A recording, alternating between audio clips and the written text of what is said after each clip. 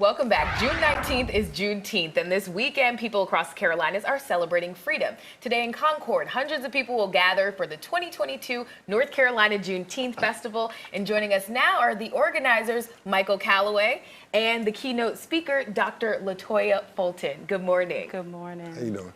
I am doing great, even better now that we're here talking about this very important holiday that some people just learned about. We're not going to get into the history too deep today. Instead, we're going to just talk about your festival and what's happening. There are a lot of them happening today. So what makes yours different?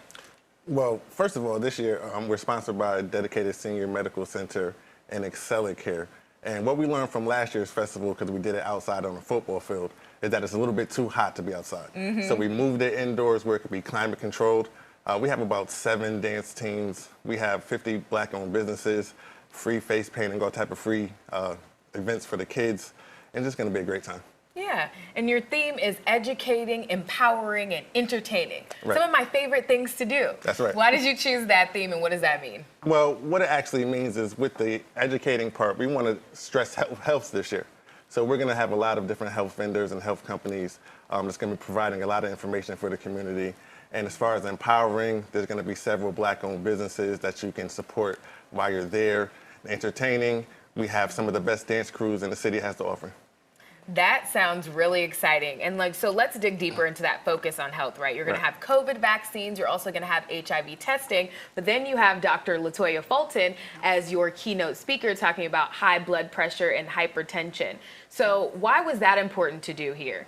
Because in our community, we greatly suffer from hypertension. And so it's very important to educate our people on how to lower those numbers and also to just monitor those numbers. It's important to keep track of how you're doing. Even if you don't have a doctor readily available to you, you can monitor how you're doing. So my goal today is to give you those numbers so you'll know if I check my blood pressure at home and it's this number, I know when to seek help. And you know, Dr. Fulton, our blood pressure is something that we might lose track of just in the in and outs of life, right? Yes. So what are some of the things that we can do to try to make sure our blood pressure is at a good level? So one thing that's available to all, water. Water is a natural diuretic. You drink enough water, it can help lower your blood pressure by reducing the salt level in your body. Also monitoring the things that you're eating, the amount of salt in food. So when you're shopping, check the labels, choose the items that have the lower amount of salt in it, and exercise. Even if you just can do a little walking, we take care of seniors, so we do a lot of chair aerobics. Things like that can help lower your blood pressure. Yeah, and so one of the things that I think is pretty cool is you're doing this in Cabarrus County. Why did you choose that location? Well, they have some of the best facilities around in the area. So there's huge buildings that they have that we can choose from. And I also wanted to be indoors. I wanted to make it more of an enjoyable experience because it's always good when we can come together. So you just kind of want to come out and enjoy the vibe. That is a good point about yours. Yours is indoors. Right. Some of the other ones are outdoors. Yes. So so you've put on this event before. We're looking at some of the video here. What is the most memorable part about it?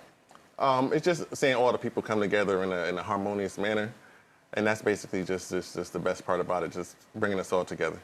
Yeah, and you know, I said we weren't going to get too much into the history, but you know, June 19th, 1865, slaves finally found out they were free. 2 years after the Emancipation Proclamation was signed, and now we're starting to celebrate it as a day. Right. So what is the significance of just this idea spreading across the country and more people, taking part?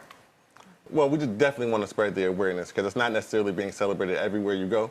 So a lot of people don't really know about it and know about its significance. So we just want to kind of keep that history going because it's important to know where you came from so you can know where you're going.